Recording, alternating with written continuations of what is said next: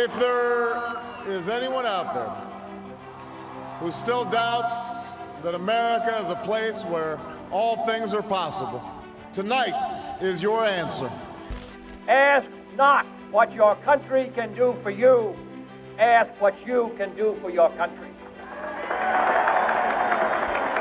Never, never, and never again shall it be that this beautiful land will again experience the oppression of one by another.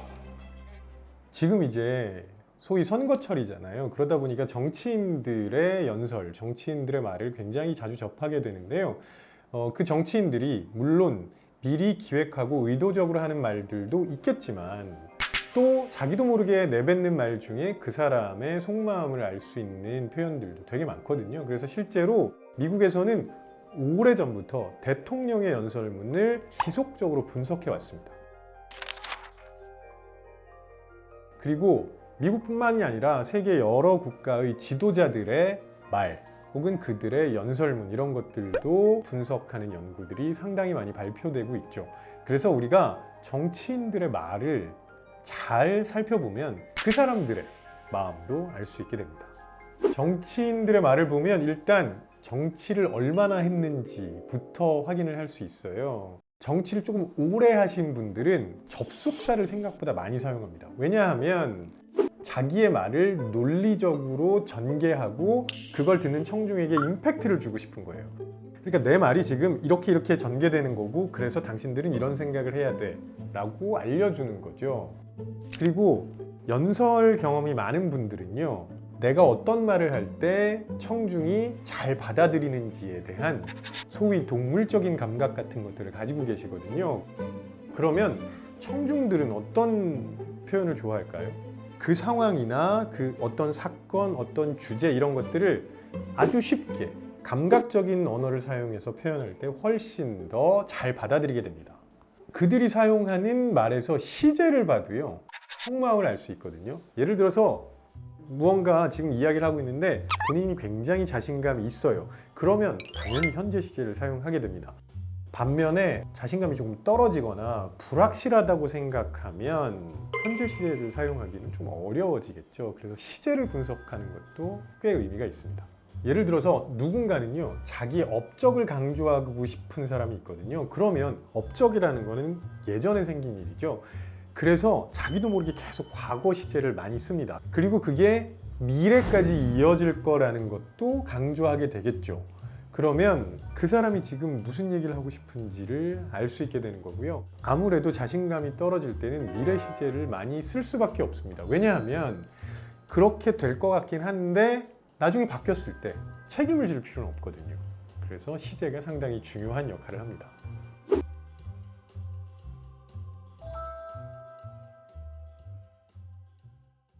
우리나라에서도 대통령의 연설문을 분석한 연구가 있는데요. 이승만 대통령부터 시작해서 박근혜 대통령까지 총 11명의 대통령의 연설문을 분석한 연구였습니다. 근데 연구 결과가 매우 흥미로운 게요, 예전에 비해서 지금, 그러니까 최근 대통령직을 수행한 사람일수록요, 심리적 건강에 대한 이야기를 훨씬 더 많이 합니다. 반면에 인지적 복잡성은 감소하는 그런 경향을 보이거든요.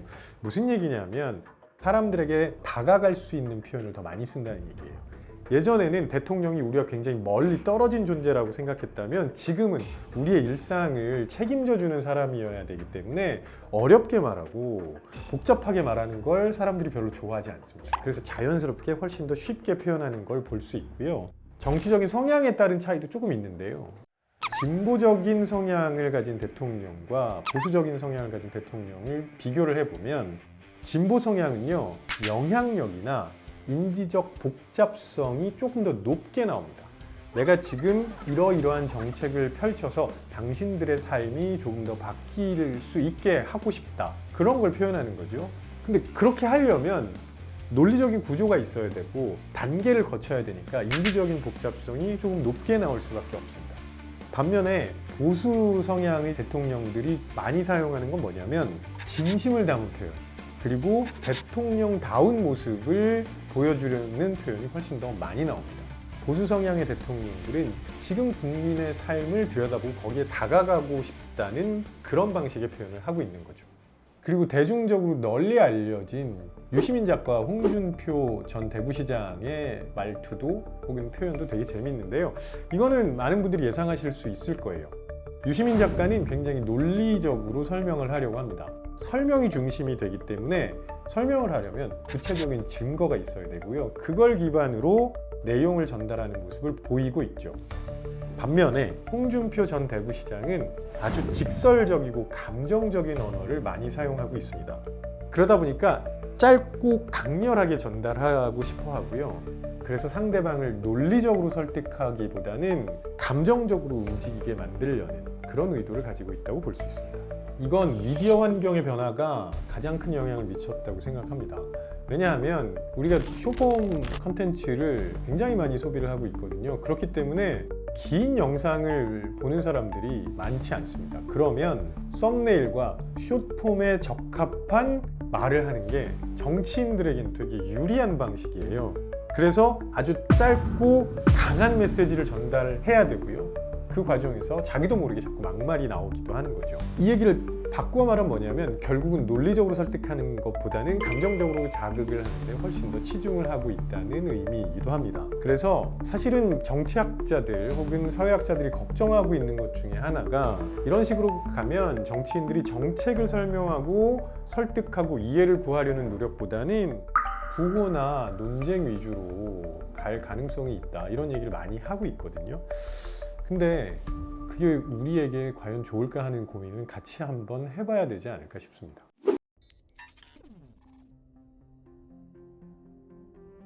저도 여기서 확실하게 이런 말은 걸러 들으세요라고 말씀드리고 싶지만 죄송스럽게도 방법이 없습니다. 왜냐하면 들으면서 실시간으로 확인할 수 있는 방법은 없어요. 그래서 정치인의 말을 들은 다음에 그냥 감정적으로 먼저 공감하시지 말고요. 항상 출처와 근거를 확인하셔야 됩니다. 그리고 팩트 체크도 해주셔야 돼요. 그래야 거기에 쉽게 넘어가지 않습니다. 그래서 드러나는 내용 말고 그 속에 숨어있는 의도까지 파악할 수 있다면 더할 나위 없이 좋지 않을까 싶습니다. 정치는 우리의 삶에 아주 큰 영향을 주는 것이죠. 그래서 우리가 정치인들의 말을 제대로 알아듣는 게 굉장히 중요합니다. 그냥 표면적으로 들리는 내용뿐만이 아니라 정치인이 말을 할 때 그 사람의 마음 상태나 의도까지 파악할 수 있다면 우리가 조금 더 적절한 선택을 할 수 있을 거라고 생각합니다. 그래서 정치인들의 말도 그 의도까지 한번 파악해 보시려는 노력 같이 해봤으면 좋겠습니다.